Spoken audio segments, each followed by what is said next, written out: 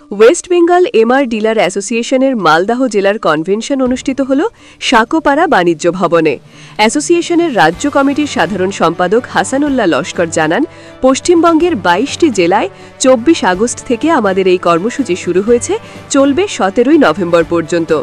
আজ মালদা জেলায় এই কনভোকেশন অনুষ্ঠিত হচ্ছে জেলার সমস্ত ডিলারদের নিয়ে।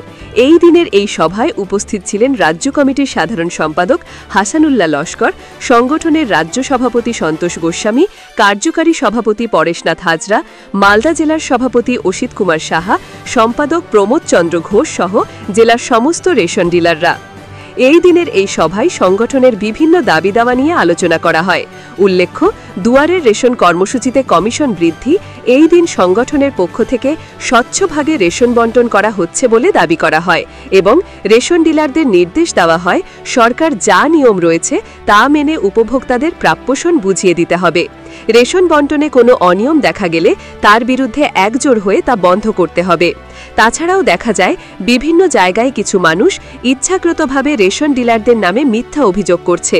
এ বিষয়ে তারা রাজ্য সরকারের দৃষ্টি আকর্ষণ করছে। Paschimbangla West Bengal MR dealers অ্যাসোসিয়েশনের রাজ্য কমিটির সিদ্ধান্ত অনুযায়ী ২২টি জেলাতে আমাদের কনভেনশন হচ্ছে। গত ২৪শে আগস্ট থেকে আমাদের কনভেনশন শুরু হয়েছে, আর আগামী ১৭ই নভেম্বর আমাদের এই কনভেনশন শেষ হবে ২২টি জেলাতে।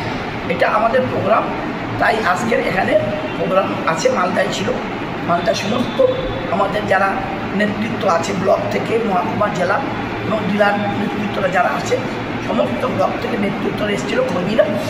আমরা রাজ্য কমিটির প্রেসিডেন্ট সন্তোষ গোস্বামী, উনি কার্যকরী সভাপতি আমাদের পরেশনাথ হাজরা, আমার রাজ্য কমিটির ক্যাশিয়ার বিকাশ কুমার বাগ, আমি রাজ্যের সাধারণ হাসানুল্লাহ লস্কর, রাজ্য কমিটির সম্পাদক প্রমোদ ঘোষ সহ এই জেলা সভাপতি অসিত সাহা এবং অন্যান্য রাজ্যের নেতৃত্বরা, তারা আমরা উপস্থিত থেকে আমাদের ডিলারদের বিভিন্ন সমস্যা নিয়ে আমরা কী করতে পেরেছি, আগামী দিনে কী করছি, সেগুলো নিয়ে বিস্তারিত আমরা আলোচনা রেখেছি।